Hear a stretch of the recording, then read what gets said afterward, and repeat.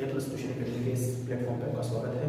और हमारी part of जो सीरीज चल रही है उसमें प्रोनाउन टॉपिक हमने स्टार्ट किया हुआ है। प्रोनाउन टॉपिक की सीरीज के अंदर हम लोग लगभग 4 टॉपिक डिस्कस कर चुके हैं, 4 कैटेगरी, 4 टाइप्स आप बोल सकते हैं, उनको डिस्कस कर लिया है। आज हम बात करते हैं कुछ नेक्स्ट या 5th या 6th 7th टॉपिक के बारे में। ठीक है, देखिए नेक्स्ट टॉपिक जो हमारे पास में आता है नंबर 5 का प्रोनाउन की सीरीज में, उसका नाम होता है बेटा एम्फेटिक प्रोनाउन। 4 पार्ट्स हम लोग डिस्कस कर चुके हैं और आज 5वां पार्ट डिस्कस करेंगे। पर्सनल प्रोनाउन देख लिया है, पजेसिव प्रोनाउन देख लिया है, डेमोंस्ट्रेटिव प्रोनाउंस देख लिए हैं और कल हमने एक क्लास में डिस्कशन किया था इसके बारे में। इसी से मिलते जुलते एक प्रोनाउन कैटेगरी के बारे में, नाम क्या है उसका, अगर याद हो तो, ये फ्लेक्सिबल है ना। ठीक है, अब देखो मैंने एक बात आपको बताई थोड़ी देर पहले कि सर इसी से मिलते जुलते प्रोनाउन को हमने क्या किया सर, डिस्कस किया। इसका मतलब कि सर जब क्या लास्ट के अंदर तो जो आपने समझाया क्या वो और ये जो आज आप समझाओगे क्या वो सेम है, निसंदेह सेम है। इसका मतलब हाँ, हमने कल जो प्रोनाउंस पढ़े थे ना सारे के सारे, जिसको हमने सेल्फ और स्पेलिंग्स की सहायता से ऐड ऑन किया था पजेसिव केस के अंदर, वही सारी चीजें किसमें आती है सर, एम्फेटिक प्रोनाउन के अंदर आएगी। लेकिन कुछ जो फंक्शनिंग होगी वो क्या हो जाएगी सर, अलग हो जाएगी। हम क्या करेंगे, उस फंक्शनिंग को देखना शुरू करते हैं। ठीक है, मैं आपके लिए क्या करता हूँ, सबसे पहले आज कुछ एग्जांपल्स लिखना शुरू करता हूँ, सिर्फ देखना है और कुछ नहीं करना है। मैं एग्जांपल लिखता हूँ कुछ इस प्रकार से कि मैंने लिखा I am speaking to me. एक सेकेंड एग्जांपल मैंने लिखा कि I am speaking to myself. 2। तीसरा मैंने एग्जांपल लिखा आई एम स्पीकिंग। ठीक है, एंड फोर्थ में इसको क्या करता हूँ, लिखता नहीं हूँ, बस यही छोड़ता हूँ। फोर्थ आपको बाद में समझाता हूँ। देखो कैसे 3 एग्जांपल सर हमारे सामने है। मैंने पहला एग्जांपल लिखा है I am speaking to me, second example लिखा है I am speaking to myself और थर्ड एग्जांपल लिखा है आई एम स्पीकिंग। आप कहोगे सर ये तीनों एग्जांपल तो लगभग एक जैसे रहेंगे, बिल्कुल एक जैसे ही है, लेकिन कुछ इनकी टर्मिनोलॉजी कैसी है सर, अलग है। और वो जो टर्मिनोलॉजी के अंदर अलग है ना, वही क्या करेगी, हमारे को हेल्प करेगी किसको समझने में सर, एम्फेटिक प्रोनाउन को समझने में। हालांकि आपको बता दें छोटी सी बात बेटा, ये प्रोनाउन एग्जिस्ट करता नहीं है आज की जनरेशन के अंदर या आज के लेवल ऑफ इंग्लिश स्पीकिंग के अंदर जो है ये एग्जिस्ट नहीं करता है। और उसके बावजूद जो कि फॉर्मेलिटी है, कुछ ये किताबें जो है देती है इसको पढ़ने के लिए, तो हम क्या करेंगे, इसको देखते हुए चलते हैं साथ साथ में। ठीक है, देखो मैंने इसको सोल्व करना शुरू किया। I am speaking to me, मुझे सेंटेंस समझना है, मैं सबसे पहले इस पर कंसंट्रेट करूंगा। आई का मतलब होता है सर सब्जेक्ट है, सब्जेक्ट कैसे रूप में आया है, कोई दिक्कत की बात नहीं है। ठीक है, एम जो है इसके साथ में जुड़ा हुआ है, मतलब ये एक हेल्पिंग वर्ब है, ये एक मेन वर्ब है। रिप्रेजेंट करता है किस चीज को बेटा, टेंस की डेफिनेशन को। बोलता कि नहीं बोलता कि हेल्पिंग वर्ब और मेन वर्ब क्या करती है बेटा, दोनों के दोनों रिलेशन बनाती है और वो क्या बताती है, आपका टेंस बताती है। ठीक है, तो ये भी अपने आप में क्या है, प्रेजेंट करने में इसको रिप्रेजेंट करता है, बिल्कुल ठीक है। आगे मेरे पास में टू का नजर आया सर, एक प्रीपोजिशन नजर आया, क्या नजर आया, और टू के बाद मुझे क्या नजर आ रहा है, बी नजर आ रहा है। इसको हमने क्या बोला थोड़ी देर पहले, ऑब्जेक्टिव केस बोला, बोला कि नहीं बोला। तो बिल्कुल यहाँ पर एक से देखूं मैं तो टू जो मेरा प्रीपोजिशन है, उसके बाद में आने वाला ये जो मेरे पास ऑब्जेक्टिव केस है, ये क्या है सर, बिल्कुल ठीक है अपनी जगह पे। और अगर इसका हिंदीयत करने की कोशिश करता हूँ तो क्या बनेगा, आई एम स्पीकिंग, मैं बोल रहा हूँ, टू मी, खुद से। इतनी बात समझ में आती है। इस लैंग्वेज के अंदर, इस सेंटेंस के अंदर दोनों तरीकों से कोई गलती नहीं है। कौन से तरीकों से, हिंदीयत निकालूं तो भी समझ में आता है, और वहीं पर ग्रामेटिकली अगर कोशिश करूं समझने की तो ये बिल्कुल ठीक है। देखो सब्जेक्टिव केस जो सब्जेक्ट पड़ा हुआ है, हेल्पिंग वर्ब और वर्ब की जगह हेल्पिंग वर्ब और वर्ब पड़ी हुई है, प्रीपोजिशन के बाद में ऑब्जेक्टिव केस आया हुआ है, मतलब ये अपने आप से बिल्कुल ठीक है। ठीक है, अगर ये ठीक है तो कोई नहीं, इसको छेड़ेंगे नहीं हम लोग, क्या करते हैं आगे बढ़ते हैं। देखिए I am speaking to myself, मैं चेक करना कोशिश शुरू करता हूँ।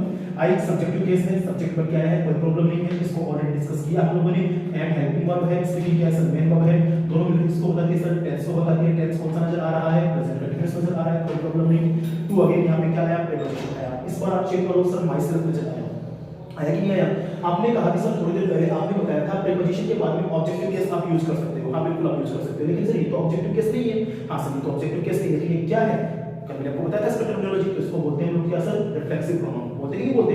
अब चेक ये करना है कि क्या यहाँ पर किसी भी प्रीपोजिशन के बाद में जो है रिफ्लेक्सिव केस आ सकता है कि नहीं आ सकता है। एक दूसरा, क्या हम रिफ्लेक्सिव प्रोनाउन को यूज में ले सकते हैं इस सेंटेंस में या नहीं ले सकते, ये दो चीजें हमारे को चेक करनी है। देखो चेक करते हैं।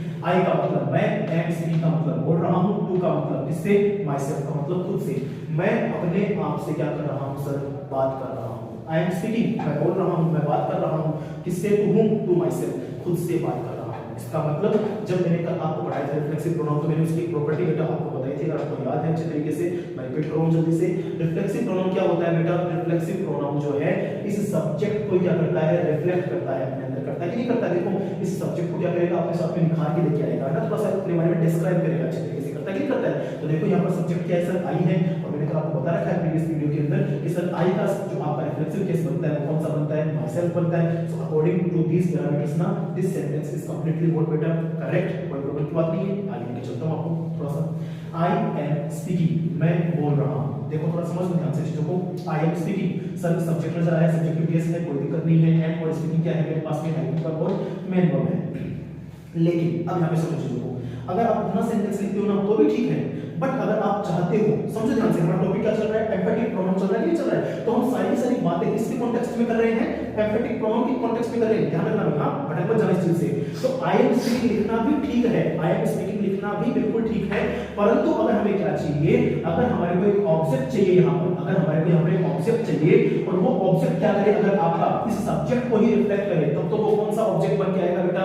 रिफ्लेक्सिव प्रोनाउन बन के आएगा। आएगा कि नहीं आएगा? देखो ऊपर वाले सेंटेंस को चेक करो एक बार जल्दी से। भाई आई एम स्पीकिंग तो यहाँ तक तो वही सेम सेंटेंस है, लेकिन ये जो ऑब्जेक्ट बन के आया है आपके पास में, जो क्या कर रहा है? इस सब्जेक्ट को क्वालिफाई कर रहा है। क्वालिफाई करने का मतलब क्या होता है? इसको रिफ्लेक्ट कर रहा है अपने साथ में। तो क्या लगाया हमने? माई सेल्फ लगाया, और माई सेल्फ का टेक्निकल वर्जन क्या होता है सर आपके पास में? रिफ्लेक्सिव प्रोनाउन होता है कि नहीं होता है? बताया था मैंने आपको। तो इस प्रकार से मैं ये बोल सकता हूं कि सर ये अपने आप में सही तो है, लेकिन अगर आपको क्या करना है? अगर आप क्या करना चाहते हो? इस आई को थोड़ा सा रिफ्लेक्ट करना चाहते हो ना, थोड़ा सा इसके बारे में बताना चाहते हो, तो आप क्या कर सकते हो? यहाँ पर इसको हटा के, पॉइंट फुल स्टॉप को हटा के क्या कर सकते हो? यहाँ पर इस तरीके से लिख सकते हो। लिख सकते हो? ठीक है सर। अब मैं क्या करता हूं, जो मैंने आपको थोड़ी देर पहले कहा था कि मैं इस सेंटेंस को एक बार नहीं लिख रहा हूं, बाद में लिखूंगा, ठीक है ना? अब मैं इस सेंटेंस को लिखता हूं। मैंने लिखा आई माई सेल्फ एंड स्पीकिंग, और एक मिनट स्पीकिंग लिखता हूं मैं, और मैंने यहां पर एक सेंटेंस आपके लिए और लिख दिया। चलो फिफ्थ सेंटेंस दोनों साथ में पढ़ लेंगे हम लोग एम्फेटिक प्रोनाउन के कॉन्टेक्स्ट के अंदर। एक सेंटेंस मैंने लिखा कि you yourself are guilty for your sins. अब देखो ध्यान से, मैंने दो सेंटेंस लिखे हैं और अभी तक मैंने आपको एम्फेटिक प्रोनाउन बिल्कुल नहीं समझाया ना। लेकिन मैं क्या करता हूं, आपको जैसे ही पढ़ाता हूं इस सेंटेंस में, देखो क्या लिखा हुआ है? आई माई सेल्फ एंड स्पीकिंग, मैं खुद ही बात कर रहा हूं, मैं खुद ही बात कर रहा हूं। सर आपने क्या किया? आपने यहां पर और यहां पर जो आप बात कर रहे थे रिफ्लेक्सिव प्रोनाउन को यूज करने की एज अ ऑब्जेक्टिव केस ना, अब तो आपने क्या किया? इसको रिफ्लेक्सिव प्रोनाउन को पास में यहां पे मतलब कि आई के पास में लगा दिया। ये काम किया आपने, ये नहीं किया है? और अगर मैं क्या करता हूं सेकंड वाले सेंटेंस को भी देखता हूं, तो जहां पर क्या लिखा हुआ है? You yourself are guilty for your sins. तो इसका हिंदी सेंस देख लेते हो एक बार। यू का मतलब तुम, योरसेल्फ का मतलब खुद, तुम खुद क्या हो? आर गिल्टी, दोषी हो। किस चीज के लिए? अपने बुरे कामों के लिए। बात समझ में आ रही है? तो अब आपको कुछ थोड़ा बहुत आइडिया क्लियर होगा क्या कि सर एम्फेटिक प्रोनाउन और रिफ्लेक्सिव प्रोनाउन दोनों सेम है, लेकिन दोनों का जो यूजेस है ना बेटा, वो दोनों का यूजेस कैसा है?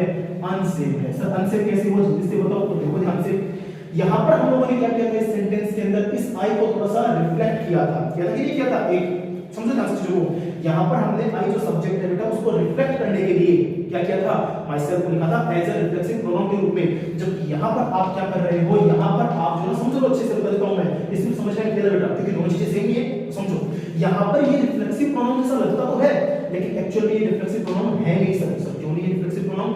वो इसलिए नहीं है क्योंकि ये जो है ना दोनों वर्ड मीनिंग, फिलहाल वर्ड मीनिंग बोलता हूं इनको, ये जो दोनों वर्ड मीनिंग है बेटा, ये क्या कर रहे हैं? इन दोनों को डिस्क्राइब नहीं कर रहे हैं। सर क्या कर रहे हैं? ये इन दोनों को प्रेशराइज कर रहे हैं, अपनी बात के ऊपर जोर दे रहे हैं। समझो ध्यान से, देखो ये क्या बोलता है?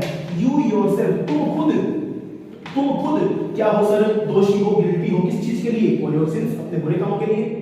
आ रही बात समझ में? समझो। अच्छा एक बात देखो, अगर मैं क्या करता हूं इस सेंटेंस के अंदर से इस पार्ट को हटा देता हूं, तो क्या मेरा सेंटेंस सही बनेगा? क्या रिफ्लेक्सिव प्रोनाउन के केस में नहीं बनेगा ना, क्योंकि मैंने आपको बताया था कि वैसे सेंटेंस ठीक है ग्रामेटिकली, लेकिन अगर आपको रिफ्लेक्सिव प्रोनाउन का यूज करना है तो आपको लेके आना पड़ेगा, और रिफ्लेक्सिव प्रोनाउन के बिना आपका सेंटेंस क्या होता है सर? इनकम्प्लीट होता है। बता दिया मैंने आपको। लेकिन अगर आप क्या करते हो, देखो जरा समझ लो एक बार, अगर आप माई सेल्फ को इस सेंटेंस में से और योरसेल्फ को इस सेंटेंस में से हटा भी देते हो ना एक बार, तो भी इनके मीनिंग के अंदर कोई फर्क नहीं पड़ेगा। चेक करो जरा ध्यान से।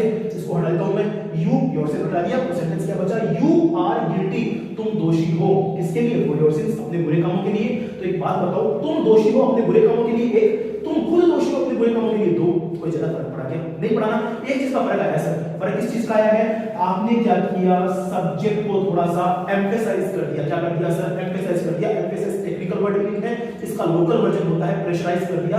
आपने क्या किया, इस सब्जेक्ट के ऊपर जोर देके कह दिया कि भैया तू खुद क्या है, गिल्टी है, किस चीज के लिए, अपने बुरे काम के लिए।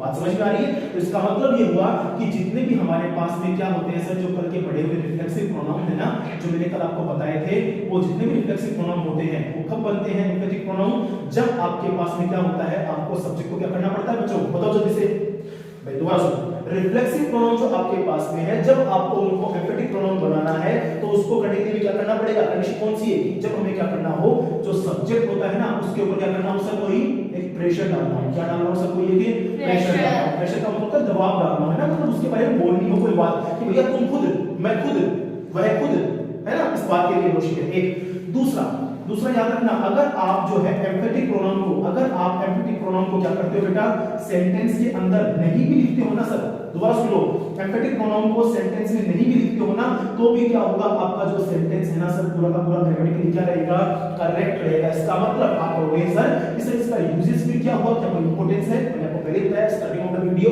कि भैया एम्फेटिक जो आपके प्रोनाउंस हैं ये सिर्फ एक फॉर्मेलिटी बन के रह गई है, अब इनका यूजेज जो है होता नहीं है। हाँ, एम्फेटिक प्रोनाउन बोल दो या रिफ्लेक्सिव प्रोनाउन बोल दो, इनका जो ज्यादा यूज होता है वो रिफ्लेक्सिव प्रोनाउन के रूप में ज्यादा होता है। एम्फेटिक प्रोनाउन की बुक्स में लिखा हुआ है सिर्फ इसलिए हमें क्या करना पड़ता है, इसको पढ़ना पड़ता है। बताओ जी, बात समझ में आ गई अच्छे से? पक्का समझ गए? जल्दी से कॉपी करो एक मिनट के लिए, फिर कुछ बात आगे करते हैं। तो लिख लिया होगा आपने आंसर्स, ठीक है, एग्जांपल्स लिख लिए होंगे। मैं क्या करता हूं, अब इस सारी चीज को समराइज करते हुए ना कुछ दो तीन एग्जांपल बताता हूं, ताकि चीजें जो आपके पास रह गई दिमाग में से वो भी समझ में आ जाए। देखो थोड़ा ध्यान से, कुछ दो या तीन एग्जांपल तो क्या करेंगे, हम डिस्कशन में करते रहेंगे कि सर रिफ्लेक्सिव प्रोनाउन जो है वो एम्फेटिक प्रोनाउन से कैसे अलग है। देखो ये समझना बहुत जरूरी है बेटा, सिर्फ इतना कह दिया जाए किसी टीचर के द्वारा कि रिफ्लेक्सिव प्रोनाउन और एम्फेटिक प्रोनाउन एक ही होते हैं तो काम आसान नहीं है। आपको समझना पड़ेगा कि दोनों के बीच में क्या है सर, डिफरेंस किस बात का है, या फिर जो अंतर होता है वो किस चीज का होता है। समझो ध्यान से, कुछ एग्जांपल बताता हूं आपको। देखो मैं एक एग्जांपल लिखता हूं कि शी सो एथी लास्ट नाइट। फिर सेकंड एग्जांपल मैंने लिखा कि शी सो एथी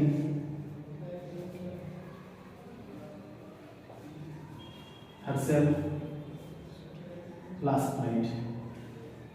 और थर्ड सेंटेंस में आपके लिए लिखा कि she herself saw a thief last night।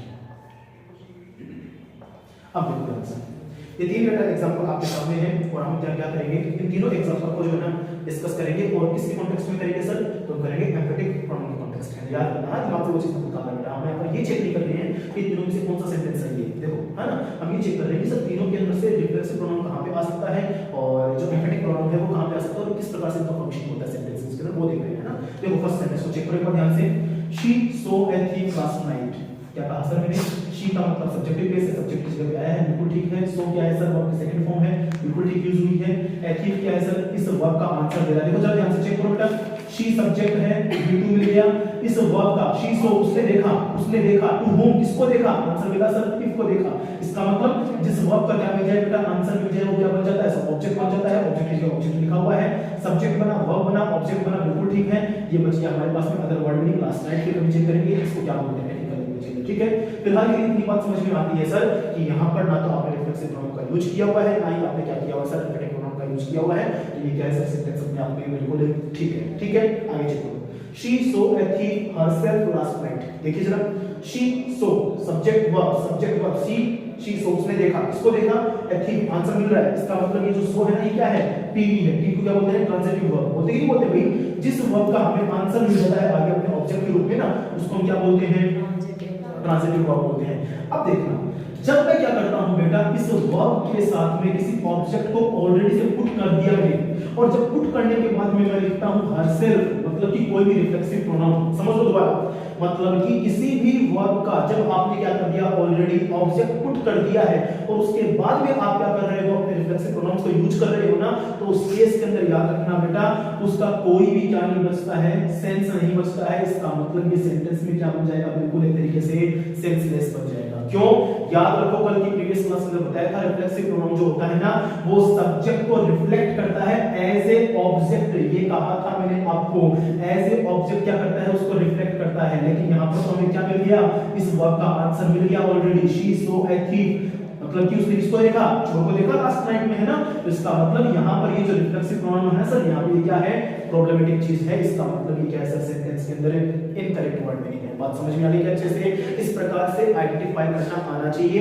सामने टीचर ने लिख दिया सेंटेंस के अंदर, आप मान के बैठ गए सर कि हाँ सर रिफ्लेक्सिव प्रोनाउन है ना, बिल्कुल सही है, लेकिन ये रिफ्लेक्सिव प्रोनाउन यहाँ पर आने के चांसेस बनते ही नहीं है। क्यों? क्योंकि रिफ्लेक्सिव प्रोनाउन की कैटेगरी क्या बोलती है, प्रीवियस क्लास में बता रखी है आपको कि रिफ्लेक्सिव प्रोनाउन जो होता है वो रिफ्लेक्ट करता है। रिफ्लेक्सिव प्रोनाउन रिफ्लेक्ट करते हैं किसको बेटा, सब्जेक्ट को। ये तो बात पता ही आपको है ना, बस ये भी बताया था, इसको ध्यान रखो कि जो सब आपका वर्ब होता है, जो आपकी वर्ब होती है ना, उस वर्ब के साथ में अगर आपको कोई ऑब्जेक्ट मिल जाता है, इसका मतलब अगर वर्ब क्या करती है, ऑब्जेक्ट को आगे लेके जाती है, वर्ब के पास आंसर मिलता है ऑब्जेक्ट का, उस केस के अंदर जो है आपका रिफ्लेक्सिव प्रोनाउन क्या हो जाता है, पूरी तरीके से सेंसलेस हो जाता है। बात समझ में आ गई क्या?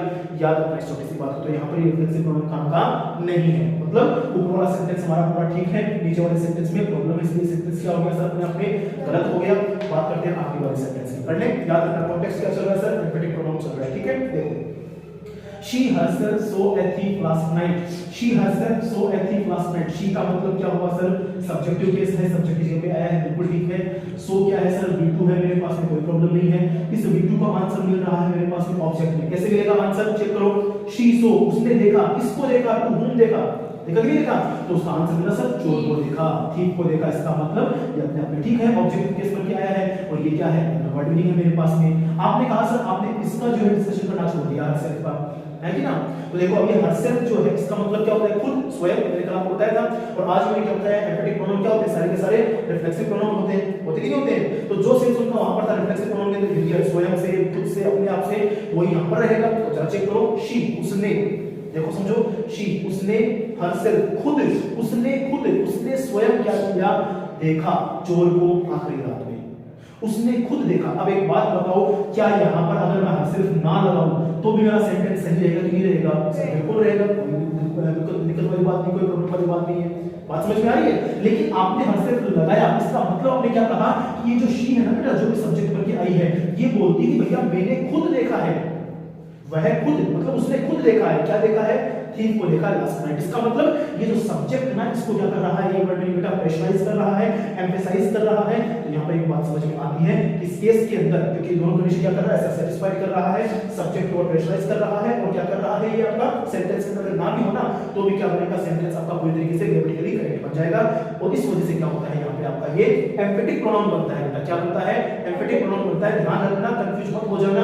सारे के सारे वर्ड में जो रिफ्लेक्सिव प्रोनाउन के होते हैं ना, जो मैं कल बता रखे हैं, माई सेल्फ होता है, आवर सेल्फ होता है, हिमसेल्फ होता है, हरसेल्फ होता है, इटसेल्फ होता है, योरसेल्फ एंड योरसेल्फ होते हैं, वही सारे के सारे वर्ड में क्या बनते हैं बेटा, रिफ्लेक्सिव प्रोनाउन जो होते हैं वो एम्फेटिक प्रोनाउन बनते हैं। लेकिन इनकी फंक्शनिंग जो है ना, बहुत ज्यादा डिफर करती है, और यही क्या करती है, दोनों के बीच में डिफरेंस करने का कारण बनती है। बात समझ में आ गई?